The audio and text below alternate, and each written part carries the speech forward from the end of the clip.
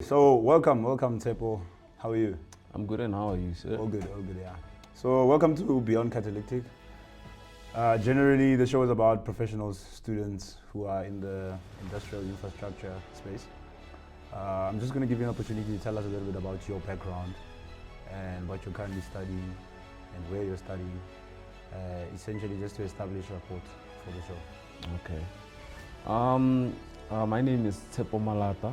I'm from a small village in the Sekhukhune district called Tshepo.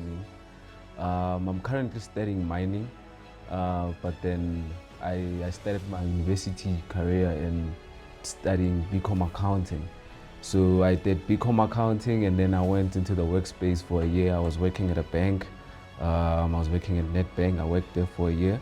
But then I realized that actually I didn't do accounting to sit over a desk and advise someone else, but then I was doing it for myself. Like I enjoy business, doing business. I enjoy the accounting, the tax, but then I didn't enjoy giving other people advice. So I decided to go into mining, which was something I was looking to do when I was basically in first year for accounting. But then when I took my advice from my father, he said I must just push on and finish this one, and then if I still want to do another one, I can do another one.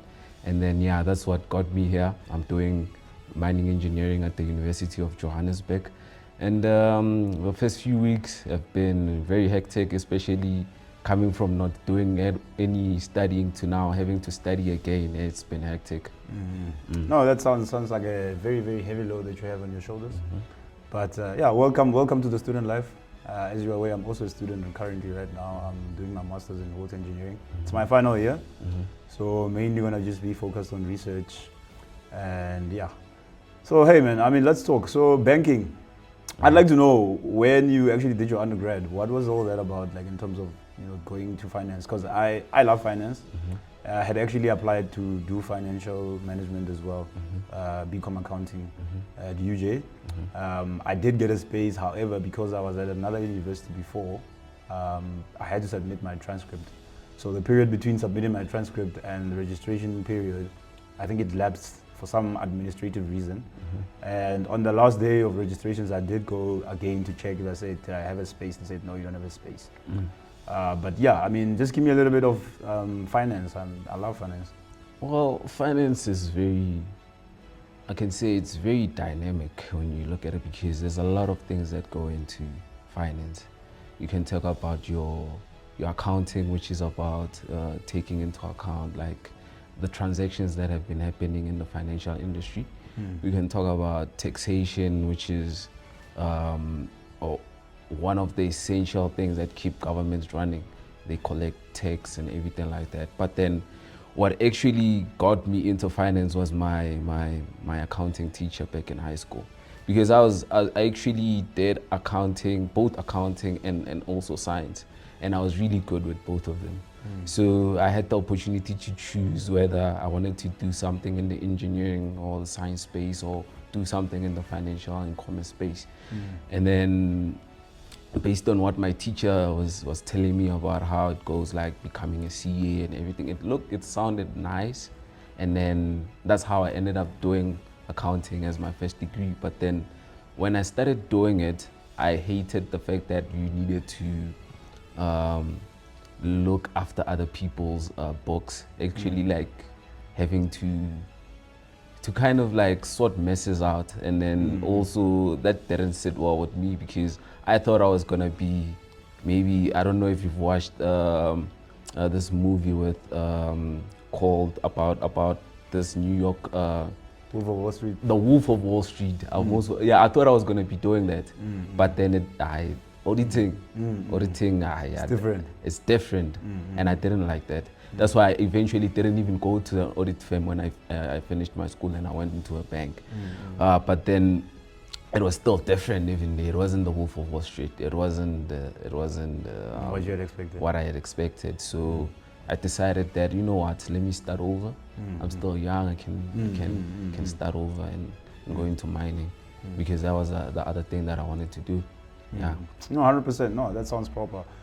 I'd say a lot of young people who are in certain spaces do have similar experiences. You know, having fallen in love with a subject, certain field, and having been out in the field in terms of working and experience. So it really does seem like you are on a journey to a greater path. The reason why I say that now is that you mentioned you didn't want to actually do other people's books. Now you're able to do your own books. You understand? And one thing I'll highly encourage as well is that, you know, going forward into your studies for mining, I wouldn't say there's a lot of difference in terms of the principles that go into running an organization or financials for an organization, just like how it is for mining, because essentially you plan, you have a scope, and you develop. And the auditing as well, the auditing does touch on aspects of health and safety and other areas of the Mine Health and Safety Act, but it's the same as in accounting, whereby you have the King principles, the taxation rules and regulations, similar structure, as well as the governance and regulatory bodies. So yeah, no, cool. So one thing that I really wanted to talk to you about though is renewable energy, right? So tell me about your interest in renewable energy, because we had a conversation prior to this, and you actually mentioned a very interesting project. You don't have to mention project specifics, but just tell me about your interest in renewable energy, because that's one of my thoughts as well.